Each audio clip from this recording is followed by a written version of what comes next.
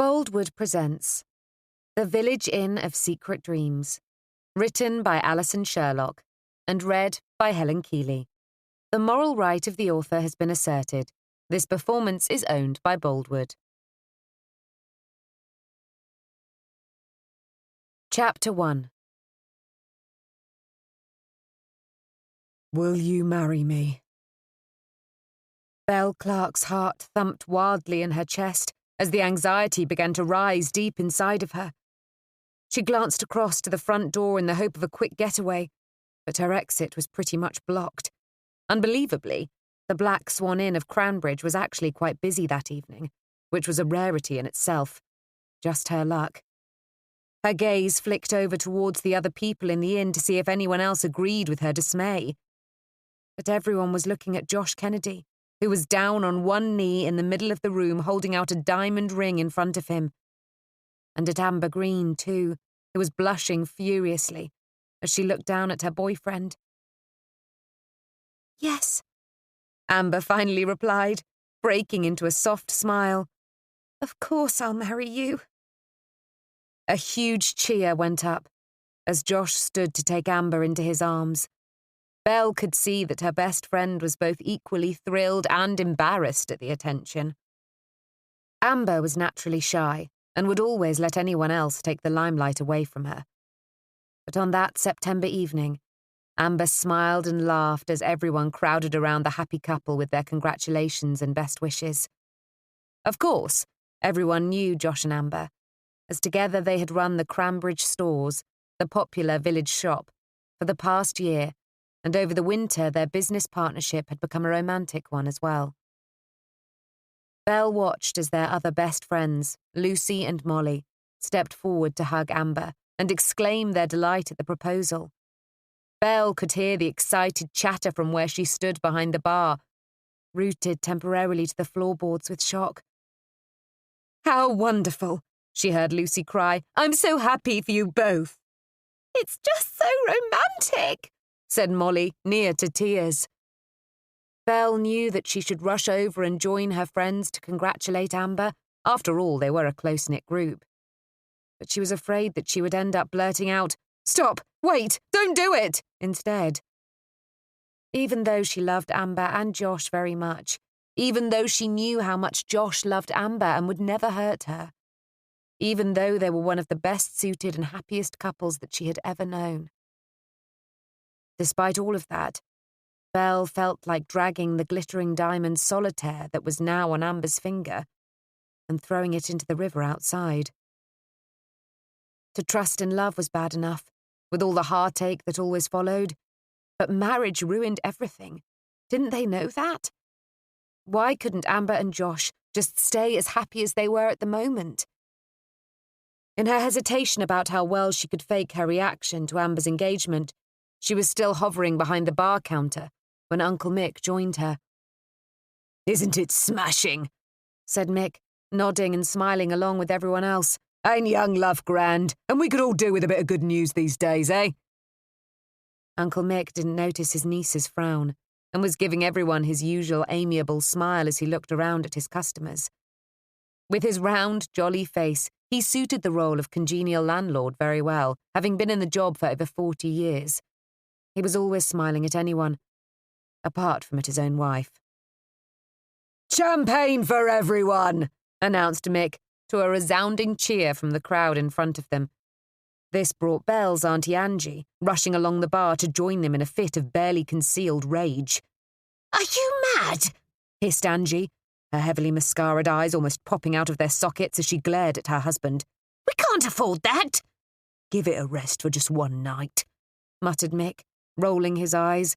Besides, we've got that massive magnum of the stuff in the cellar just sitting there, which we might be able to sell, rather than you giving it away for free, carried on Angie, placing one hand on the bar, where her long orange nails tapped in irritation. The other hand went to her red leather skirt. Whereas Belle always dressed in dark colours, eager not to draw attention to herself, Auntie Angie's view of clothing, hair and makeup was that you needed to be seen from outer space, preferably without the need of a telescope. Nobody ever orders champagne in here anyway, snapped Mick. It'll go to waste otherwise. Humph, said Angie, shaking her head. Well, I suppose you're right for once. No point keeping it when the inn's going up for sale anyway. Belle took a sharp intake of breath at her aunt's words. Despite her own worries about her friend's future marriage, that was nothing compared to Belle's anxiety about the state of the inn. The Black Swan had struggled for so many years, but she knew that it was now teetering on the brink of closure, and nothing appeared to be able to save it. Putting it up for sale would be the only solution to their money worries, Uncle Mick had told her. But it made Belle feel ill to even think about it, even though she had tried her best not to. Mick turned around and began to head towards the cellar steps, intent on collecting the champagne with his wife in hot pursuit. Their heated words could still be heard even as they went downstairs. Exhibit number 1 on the disastrous marriage front, thought Belle with a heavy sigh. She had moved in with her aunt and uncle at the age of 12, and the arguments had grown worse and worse between husband and wife every day since then. She had always been grateful for them giving her a loving home, but although they treated their niece with huge amounts of love and kindness, Mick and Angie's love for each other ran hot and cold, with the emphasis on cold, almost freezing in fact. Very occasionally, and with the help of a large drink or 3, Mick and Angie would share a soft smile, and there would be a break in the hostilities, but mostly it was an ongoing war, with no hope of a peaceful outcome any time soon. Most successful inns had a landlord and landlady, providing a top-quality service and smiles all round. Despite their best efforts, her aunt and uncle provided neither. Most of the time, any customers actually venturing inside the shabby Black Swan Inn were shocked by the continuous arguments that invariably broke out. Coupled with the run-down state of the place, the customers never returned, other than the regulars from the village. Although this was only because there was no other inn within walking distance. Belle looked back across the inn at the crowd of people. Amber and Josh were still surrounded by well-wishers. She knew that she ought to go and congratulate her friend. She had hesitated too long. The last thing she wanted to do was upset Amber. She cared too much about her. Amber had only arrived in the village a year ago, but she had quickly become close to both Belle and Molly, who had lived in Cranbridge her whole life. When Lucy arrived in late spring, they had swiftly become a tight-knit group of 4. Belle had never had such close friends and was grateful for their friendship and support, which is why she would support her friend now, even if she didn't think marriage was a good idea. As Belle headed around the side of the bar, she found Amber coming the other way to see her. Her friend's long blonde hair was all messed up from numerous hugs, and she had a bright pink lipstick kiss mark on her face, presumably from Auntie Angie. "So, what do you think?" asked Amber, looking nervous at Belle's expected negative reaction. All of her friends knew Belle's feelings on love and romance. Belle forced a wide smile onto her face as she stepped forward to hug her friend. "I think it's brilliant," she said as she broke away from their embrace. "Congratulations. I'm so happy for you both."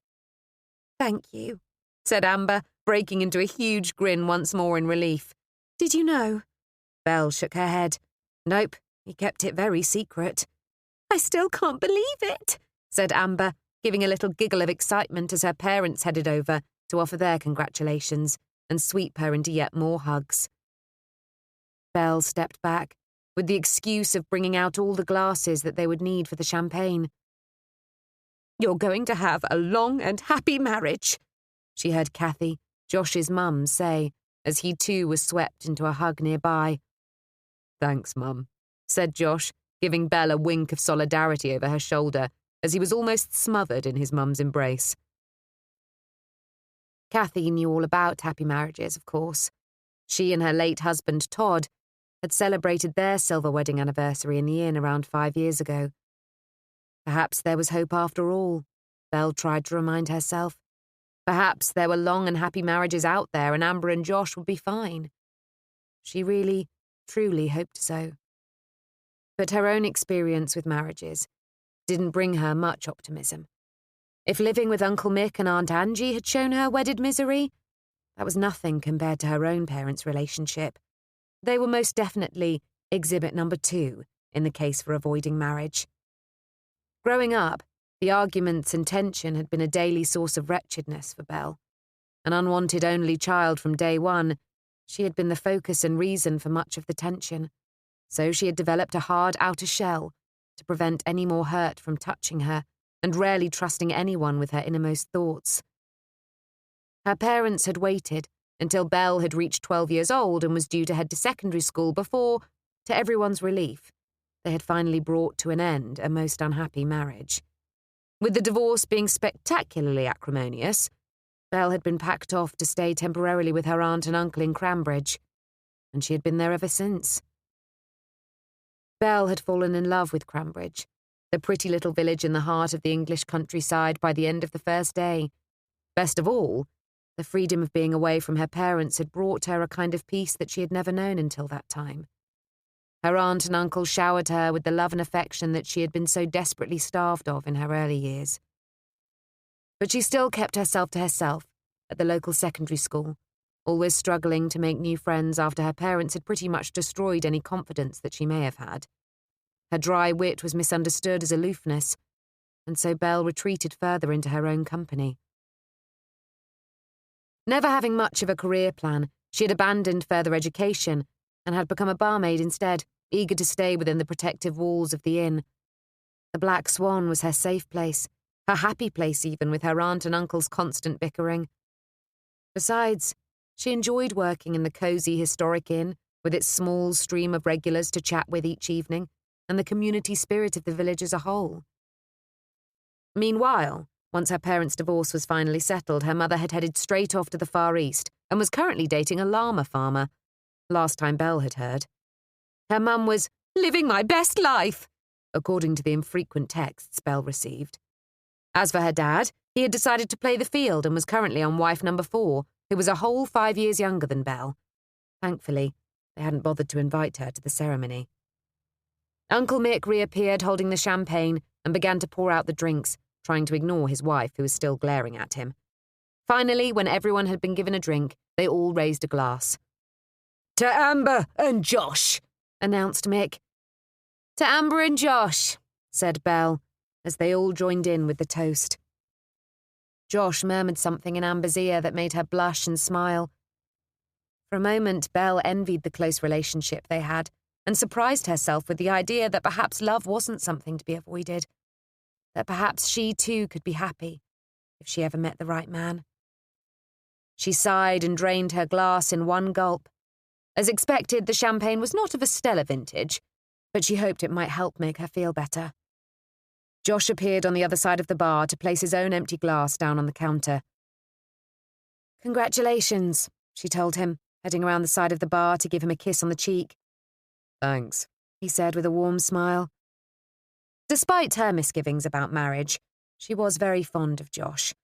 When Belle had first arrived in the village, Josh and his family had played a huge part in welcoming her into the community.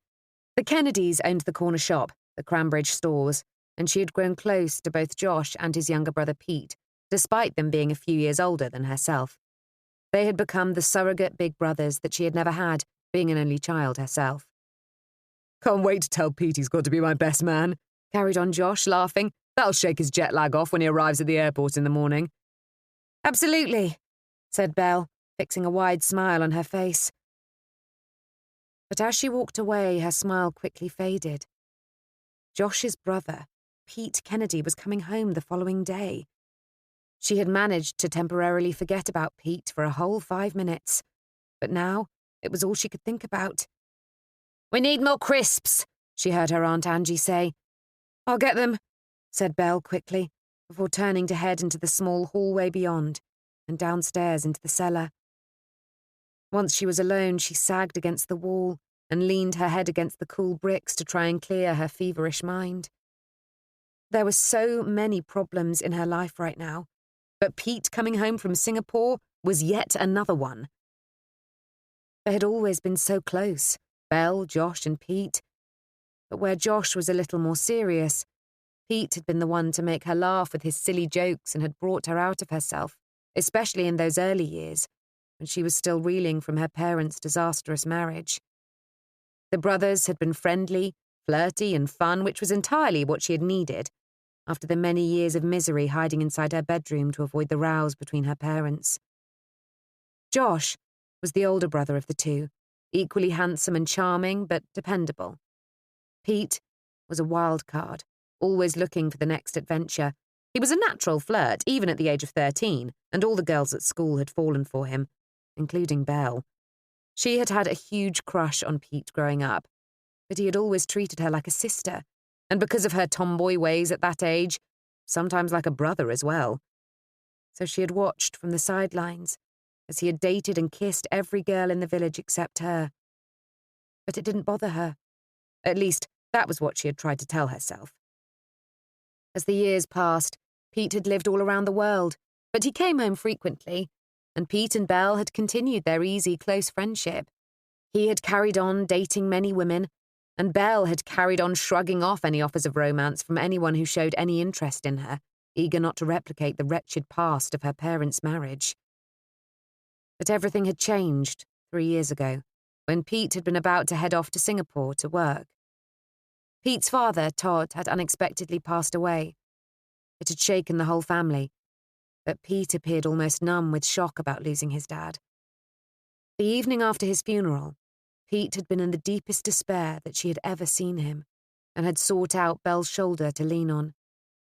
He had been so sad, so grief-stricken that Belle had barely known how to console him. Then, to the surprise of them both, Belle had found herself leaning forward whilst they had been sitting so close, and had kissed him on the lips. It was supposed to have been a kiss of comfort, to try to ease some of his pain and perhaps to also say goodbye as he left for the Far East. But she had been astonished to find him responding to the kiss with passion.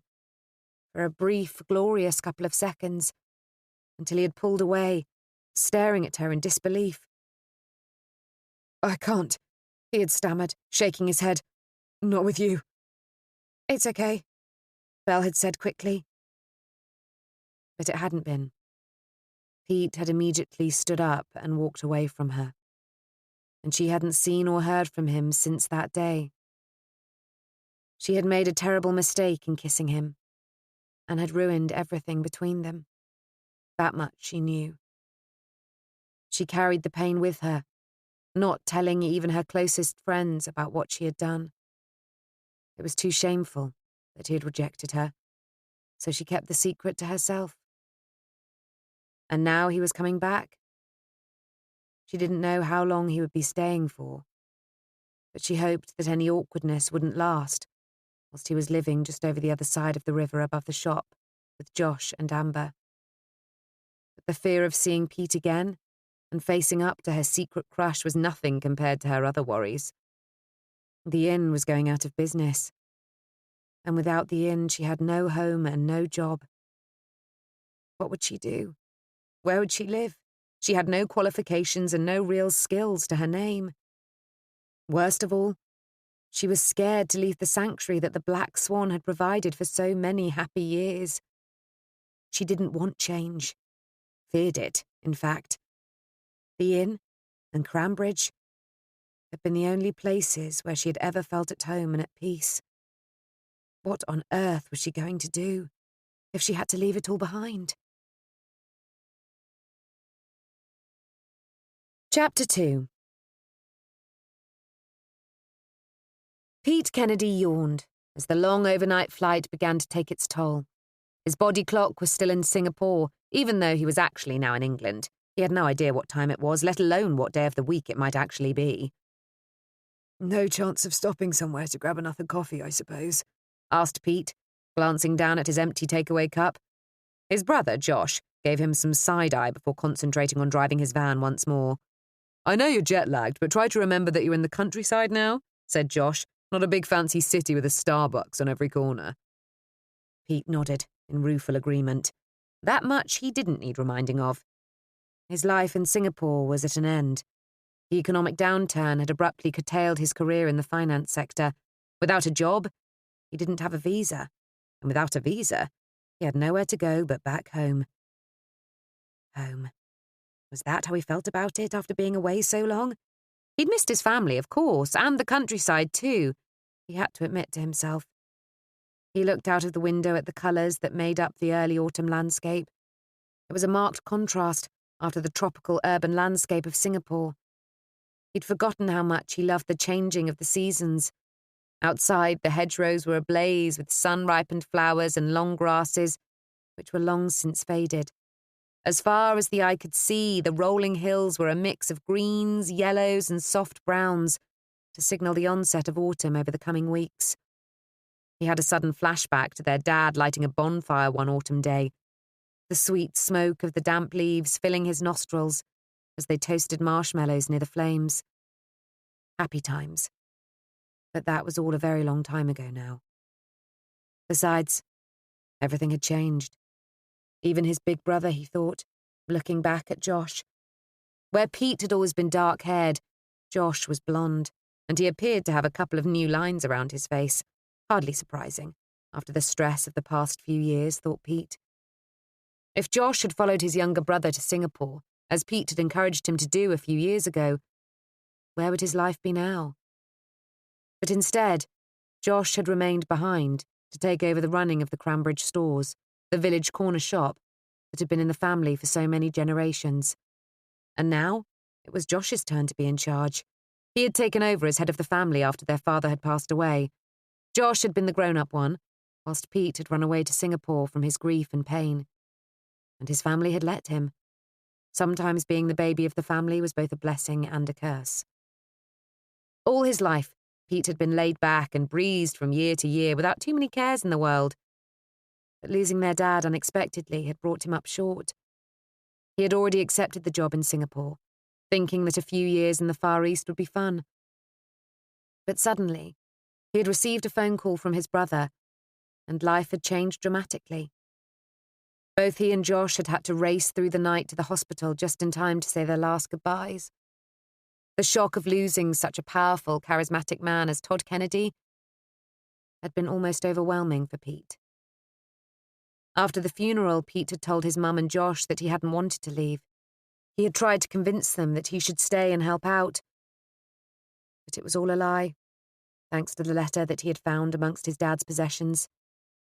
It contained a secret that could devastate his family, so he had run away to Singapore to hide from the truth. And he hadn't been back since. By the way, said Josh, be nice to Amber, okay? You haven't seen her for years. Amber was the daughter of their mum's best friend, and they had all played together as children before her family had moved away when she had become a teenager. She had only returned to the village a year ago. Be nice, Pete laughed. You think I don't know how to speak to a woman? Josh glared at his brother. If you talk to my fiancé the way you flirt with every other woman, then you'll find yourself flat on your back in the river pretty damn quickly. Pete grinned. You don't think I could take you these days? I go to the gym, you know. And I'm lifting boxes and stock all day, so bring it on, little bro. Josh looked at the road ahead once more. Look, you remember Amber from when we were small. You know that she's shy. Just be gentle with her, okay? Not your default flirty self. Josh had a point. Pete had chatted to his future sister-in-law online, but had not met her face-to-face for many years. She was extremely pretty, but normally had to be cajoled into saying anything more than a few sentences when the family were all together. I still can't believe you're getting married, said Pete. He watched Josh smile to himself. It was one of my better ideas, he murmured. Besides, I was hoping she wouldn't be able to say no with a packed-in watching us. I couldn't have timed it better just after the local village council meeting had finished. Everyone was there. Everyone but him, thought Pete, with an unexpectedly dull ache in his heart. Perhaps his silence spoke volumes, as Josh looked across at him once more. I'd have waited for you before proposing, but to be honest, we weren't even sure you were going to make it home until you told us that you were actually boarding the plane. We figured you'd probably go to Fiji or somewhere else far away instead. We know how much of a free spirit you are. Pete forced himself to give a nonchalant shrug. No worries, he said, placing a smile on his face. You know how I feel about marriage, so I would have probably come out in hives or something if I'd had to witness any proposal. Pete thought back to the beautiful apartment in Singapore that he had owned. It had been beautifully decorated, home to some beautiful and expensive furnishings, and even more beautiful women, whom he had brought back after romantic dates in one of the city's most glamorous restaurants. Oh yes, Pete knew how to show a lady a good time. They dined at the best restaurants, ate the best food, drank the best cocktails, and he always sent them flowers. It was all wonderful, right up to the point where they declared how much they cared for him, or even worse, that they loved him. Then he cut off all ties with an apology and yet more flowers. It was the fairest thing for him to do. He was never going to fall in love like his brother, let alone actually propose to anyone. That would be crazy given what he knew about marriage. It was all a lie, wasn't it? At least, that was what he believed these days. Pete stared out of the window, imagining his brother going down on one knee in the middle of the inn. Had Belle been there? Of course she had, he told himself. Where else would she be? The inn was her home. She would never leave. He thought back to that evening after his dad's funeral. He had been so upset, so distraught that he could barely think straight. It was only later, much later, that he regretted the way that he had walked away from Belle after she had kissed him. But why had she kissed him anyway? That wasn't the kind of relationship they had. Despite dating every other available woman in the area, he had always, and most deliberately, kept their friendship as just that. The evening was a blur of dark, heavy emotion, and he supposed that it had all got too much. What other explanation was there? He hoped there wouldn't be any awkwardness between them, that his silent treatment over the past 3 years hadn't upset her too much.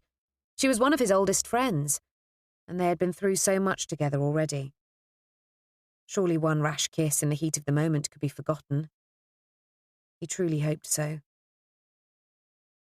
Finally, Josh pulled the van up into Riverside Lane, and Pete's long journey was at an end. It was the first time he had been back since that awful time 3 years ago. Apart from his mum heading out to visit him in Singapore for a holiday the previous year, he hadn't seen his family for such a long time. Getting out of the car, Pete stretched, after having spent the best part of 24 hours sitting in airports, aeroplanes and cars. He took a deep breath and looked around the village, smiling to himself at the familiar view. Cranbridge was as beautiful as always, with its sandy-coloured brick cottages lining the riverbanks and the green rolling hills surrounding the village peeping through from between each house. Instead of a main street, there was a wide, shallow river running down the middle of the village, with 3 ancient pedestrian stone bridges connecting either side over the clear, bubbling water. With a contented sigh, he turned to look at the first of the shops along Riverside Lane. The Cranbridge stores had been in his family for decades, but it had always been a struggle to keep the corner shop going financially. Josh had casually mentioned that the shop was doing far better than it had ever done before, now that it had been renovated, but Pete had still been braced for the run-down place that he remembered from his last visit. But it appeared that everything had changed, thankfully for the better. Whereas before it had been cramped and dark, now it had a brand new sign and what appeared to be a complete makeover. Josh had mentioned Amber's decorating skills, but nothing had prepared him for how pretty the place looked.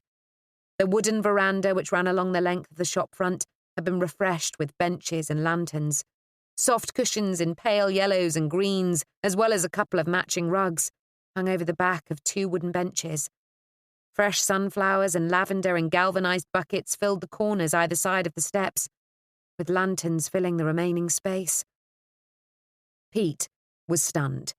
It looked great. He slowly became aware of Josh, watching him for his reaction. "You've done well," said Pete eventually, still staggered at the change since he had last been there. "It looks incredible." "Thanks," said Josh, nodding proudly in agreement. "Come on, let's get inside." But before they could even put a foot on the bottom step, the front door to the shop was flung open, and there was his mum and Grandma Tilly rushing down the steps towards him. "You're here at last!" cried his mum, sweeping him into a bear hug. Pete leant against her for a moment, breathing in her soft, familiar perfume before stepping back to look at her. She looked even better than she had done when she'd flown out to Singapore to visit him. After his dad's funeral, his mum had been diagnosed with cancer. Thankfully, the treatment had been swift and she had been in remission for over a year, so it was a relief to see her looking so well. Kathy stepped to one side to let his grandmother come forward to give him a hug, although, at barely 5 feet, he could only lean gently on her soft grey hair with his chin, whilst she flung her arms around his waist. "It's good to see you, Peter," said Grandma Tilly, stepping back to look up at him with her ever-shrewd blue eyes. "I wouldn't mind one of those suntans myself." Just say the word, Grandma, and we can head off to the Caribbean if you want, Pete told her with a grin. Grandma Tilly chuckled. "Wouldn't say no to one of those cocktails with an umbrella in it." "Head off?"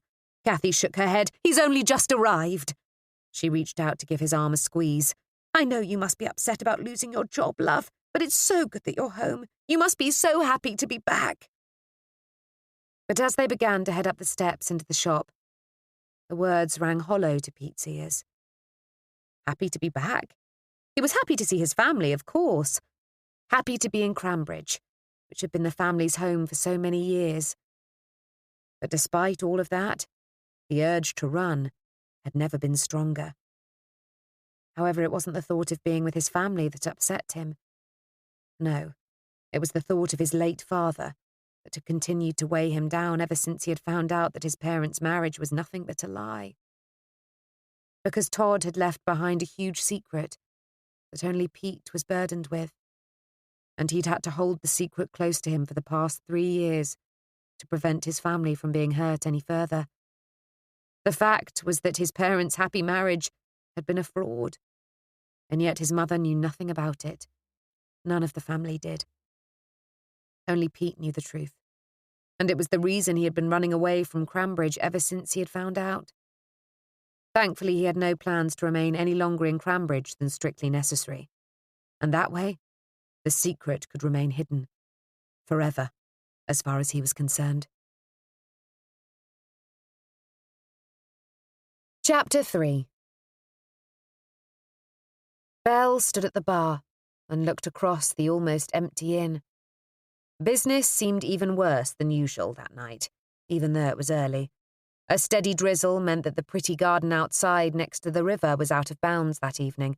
Autumn was in a rush to arrive early. The regulars, Frank and Stanley, were chatting in their usual position in the battered leather wingback chairs on either side of the fireplace. Frank and Stanley were 2 elderly pensioners who had lived in the village all of their lives. Frank was Lucy's uncle and had run the local newspaper, the Cranbridge Times. Stanley had been the headmaster of the local school. Most days, they were to be found on the veranda of the shop, enjoying their takeaway coffee and putting the world to rights. But one evening a week, they would treat themselves to a pint in the inn. Belle didn't mind that they had made their drinks last for the whole evening. They were 2 amiable gentlemen, and their company was both friendly and much needed. The inn had various regulars, but they barely numbered double figures, and who could blame them, she wondered, as she looked across the main lounge. It was quite a generous space with oak beams and a couple of lovely fireplaces, but the overall feeling was of shabbiness. She'd tried to fix the peeling wallpaper and polish the floorboards, but it mostly felt as if it were a losing battle. The furniture was all ancient, and not in a stately manner kind of way. A couple of leather chairs by the fireplace were saggy and uncomfortable, having long since collapsed under the weight of use. Belle had tried to get her aunt and uncle to change the interior decor of the inn, but there was never any urge to change anything, as far as they were concerned. "The inn's failing," Auntie Angie had told her. "A splash of paint isn't going to change that." "Besides, it's a Grade 2 listed building, innit?" Uncle Mick had added. "It'll cost us an arm and a leg to do anything." But in spite of all of that, it was a 16th century village inn of historical local value. Surely that would be enough to keep it from being sold. There was the sound of crashing from the cellar on the ground floor below. Uncle Mick was sorting out the last few barrels of beer. He hadn't bought any more to replace the low stock. His heart wasn't in it, he had confided in her, especially since agreeing to put the place up for sale. Mick had been an inn landlord for almost 40 years, and he had declared more than once over the years that it was his perfect job. She wondered what on earth he and Auntie Angie would do with themselves if the inn was ever sold. She looked up at the unexpected sound of the front door opening. Dodgy Dell walked in, nodding and saying, "Good evening," to Frank and Stanley as he walked across to the bar. Dell, or Dodgy Dell, as everyone referred to him, was the local coach driver. He was around the same age as Josh and was always dreaming up ways to help the village and himself become more profitable, despite the somewhat dubious methods involved. But everyone knew he had a good heart. if you knew where to look. Good evening, Dell, Belle said with a smile when he arrived in front of the bar. Evening, replied Dell, settling down on the stool on the other side of the bar. Not finding much good in it today, though, to be honest. Pint? She asked. He nodded. Please. Dell was normally an upbeat guy, but he seemed particularly morose that evening. What's up? She asked, as she moved across to grab a pint glass from the shelf underneath the bar. My bloomin' family, said Dell with a heavy sigh. All of them, or just certain members, said Belle, pulling the handle on the beer pump to fill up the glass. Dell had a vast and extended family, of which there were first, second, and third cousins who always seemed to be at war, normally because of some remark over the buffet at a wedding or a dispute over some silverware that had gone missing many years ago. But for all their arguments, Dell's family continued to meet at every holiday and event, presumably for the only reason that there could be a new argument to keep the feuds going over the years still to come. It's my nephew, Brad, my sister's eldest boy, said Dell, making a face. Just out of college, and the kid's not got any job or any prospects. Belle made a sympathetic face as she placed the pint of beer on the counter between them. It's pretty tough out there job-wise at the moment, she told him.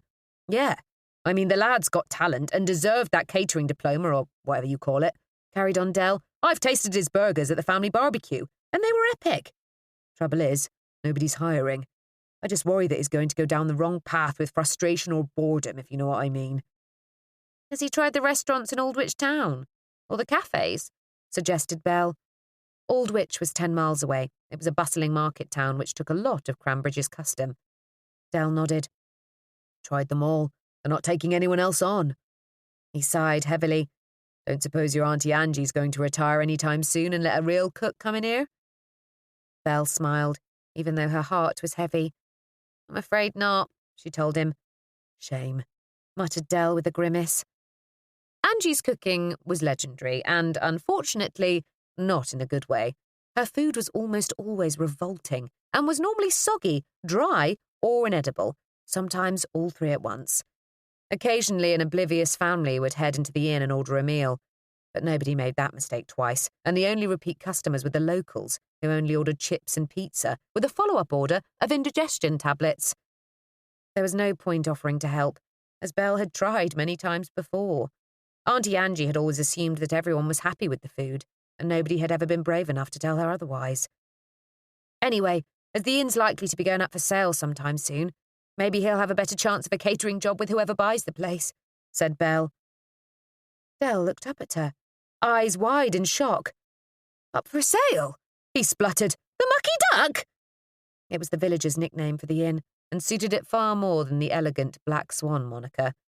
We're not exactly packed out in here every night, Dell, Belle told him, gesturing with her hand around the almost empty room. Yeah, I know, but you can't sell, said Dell, frowning. Where we all go in the evenings? I don't want to have to get in my car to go anywhere, so I can enjoy a proper drink and not worry about taxis and all that fuss. Besides, some of those fancy places in Aldwych charge an arm and a leg for a pint of beer. Belle shrugged her shoulders. Yeah, I know, she said with a heavy sigh, but we're just not making any profit. Dell frowned, hard in thought. What about one of them inns that the whole village owns? We could all pitch in. He broke into a grin. I like the idea of pulling a pint for the punters. Belle shook her head. I don't think the village can afford to take on all of our debts, she said. But you're always welcome to help out behind the bar. Anyway, let's change the subject. It's too depressing to even think about. Where will you go? Asked Dell, suddenly looking across the bar at Belle with concern etched in his face. I honestly don't know, Belle told him, her heart aching at the thought of leaving. Uncle Mick and Aunt Angie had tentatively talked about heading out to Spain to buy a far cheaper property, and how they would buy a big enough place for the three of them. Even so, Belle couldn't imagine leaving Cranbridge, let alone the country. Her friends were here, and they were part of her family. Yes, she had learnt to be feisty and independent. She'd had to, otherwise she would have been drowned out by all the shouting, first from her parents, and then from her aunt and uncle. But she needed her friends around her. Dell gave her a wink. You know, my bed is a king size. Plenty of room for us both if you find yourself out on the streets. Belle laughed. Thanks, but I'm not sure how your girlfriend would feel about that. She knew Dell was joking, but it highlighted just how empty her life was without the inn, especially that evening when business seemed even quieter as their normal infrequent customers had all been in the previous night to see Josh's proposal to Amber. Well, thank you for another lovely evening, said Frank, coming to place the 2 empty pint glasses on the bar as Stanley shrugged on his raincoat. I did nothing but pull a pint for each of you, Belle told him, but as always, you've been good company. Have you heard, said Dell, turning to look at the elderly gentleman, the Murky Duck's going up for sale. Frank's grey eyebrows shot up. Really? He looked at Belle in astonishment. Well, I'm very sorry to hear that, my dear. Times are certainly tough out there at the moment. Such a shame, said Stanley, coming to stand next to the counter alongside his friend. The inn has given us such lovely memories over the years. She knew that the gossip about the inn being up for sale would spread like wildfire amongst the villagers, especially now that Dodgy Dell knew about it. He couldn't keep a secret if he tried. She knew that her friends wouldn't be surprised, but they would be as upset as she was. But Belle couldn't conjure up money from thin air. She'd tried to make good on the meagre money that they had made to keep the place clean and tidy, but it needed a new roof, floorboards, and a whole lot more. She had tried other means, such as lottery tickets, special events such as a gin evening, but nothing had helped. She felt both helpless and hopeless. After all, who was going to buy a run-down inn in the middle of nowhere? Chapter 4. Pete sank down onto the sofa, clutching the beer that Josh had just handed him. His brother sat down on a nearby armchair with a grateful sigh. What a day, said Josh, leaning his head against the back of the sofa and closing his eyes. Busy one? Asked Pete, feeling guilty that he had spent most of the day asleep, thanks to a sleepless night on his overnight flight. Now it was evening time, and Kathy and Amber were preparing a special welcome-home dinner in the kitchen opposite them, with Grandma Tilly supervising from the seat next to Pete. The apartment over the shop had been the family home for many years, but now it was just Josh and Amber living there. Amber's pretty decorative touches were in evidence once more. The oak beams and furniture were mostly the same, but there were modern pictures on the walls, fairy lights across the beams, and tea lights everywhere. Just like the shop, it was modern but cosy. There had been quite a few changes in his absence, thought Pete. His grandmother now lived in a tiny bungalow at the end of the village. His mum had also moved out and was now living in a self-contained annex in the grounds of her best friend Deirdre's house. Deirdre just happened to be Amber's mum. They had grown up together in the village. Fridays are normally our busiest day of the week until the weekend hits, said Josh, suppressing a yawn, but it's all good for the bank account anyway. If Pete had been stunned by the change to the outside of the Cranbridge stores, that was nothing compared to his amazement as he had stared around the inside of the place. When he had last seen it, it had been cramped, dark, and unappealing. Now it was light and airy, modern, and yet chic, country style. I still can't believe how incredible it looks downstairs, said Pete. It doesn't even look like the same place. They've both worked so hard, said Kathy, as she placed the salt and pepper pots on the table. We all worked hard, including you and Grandma Tilly, said Amber, giving them both a soft smile. I made all the difference, said Pete's formidable grandmother with a giggle, as she gave him a nudge in the ribs. Apart from being a few years older, Grandma Tilly hadn't changed at all. She was still a pocket rocket of good humour and strength. Dinner's ready, called out Kathy. They all gathered around the oak table, ready to eat. But once everyone was seated, Kathy wanted a toast first to welcome home Pete. She picked up her glass and then appeared to falter. I don't know what to say, she said, looking at Josh for help. Josh was the head of the household in some ways.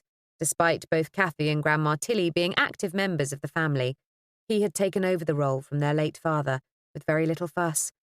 Pete both envied him and felt sorry for his brother too. Okay, said Josh, rolling his eyes before giving his brother a grin. Welcome home, little brother. Let's eat. Is that it? Said Cathy, sounding exasperated. I hope your wedding speech will be a bit more entertaining, said Grandma Tilly, giving Amber a wink before taking a sip of her glass of wine. My dinner's getting cold and it's only Pete, said Josh, picking up his knife and fork. Besides, he'll be off to another job before too long. What do you mean? Said Cathy, looking at Pete with worried eyes. You're staying home for a while yet, aren't you? Mum, groaned Pete. I only landed in the country this morning. He didn't answer the question, murmured Grandma Tilly, also looking concerned. I'm here for at least a week, okay? Said Pete. I've got a Zoom interview set up in the city later this week, so after that, who knows? Cathy said nothing, but to Pete's dismay immediately began to blink rapidly as if she were going to cry. The last thing Pete ever wanted to do was cause his mum any more grief, as he had obviously done spending so long away from home. Amber reached over and squeezed Cathy's hand before saying, The roast looks amazing as usual, Cathy. It's my recipe for the roast potatoes that makes it, said Grandma Tilly with a wink. Of course it is, said Amber, smiling at her. But Cathy was still looking concerned at her youngest son. You're really leaving again? She asked, this time her voice a little tremulous. Pete sighed. There are no jobs for me around here, Mum, he replied. It's not exactly a thriving financial market, is it? And we can't afford to hire him in the shop, can we? Said Josh. Not that he's exactly qualified for the role anyway. You know, I deal with customers all the time, said Pete, in a pointed tone, despite not really wanting to hang around and work in the shop. Yeah, it must be tough for all those millionaires deciding which luxury yacht to buy with all their shares, said Josh with a grin. But his fiancée was giving him a stern look across the table. He started it, said Josh with a shrug. When? Asked Amber, raising an eyebrow. When he was born, said Josh with a wink. Amber smiled as she shook her head at Josh. Pete liked her. She was quite quiet, but warm and kind, and attractive, of course. He could certainly see why his brother had fallen in love with her. The conversation flowed over dinner, with Pete mostly listening and trying to catch up with all the goings-on in the village. He found out about the community hub that had been set up by the local newspaper in the building next door, and he found out about the new vicar, Glenda, who apparently was already penciled in for Josh and Amber's wedding next summer. It's such a pretty church, said Amber, smiling. And a lucky one, too, said Grandma Tilly, taking her hand and squeezing it. After all, it's where I got married, and later on Todd and Cathy as well. Hopefully you'll have better weather than we both did, said Cathy with a grimace. It actually hailed in July, would you believe? Good job we're thinking of late August, then, said Josh, finishing his dinner and putting his arm along the back of Amber's chair. That's almost a year away, said Cathy, looking dismayed. Such a long time to wait. Josh shrugged his shoulders. We're in no rush, are we? He said, looking at his fiancée.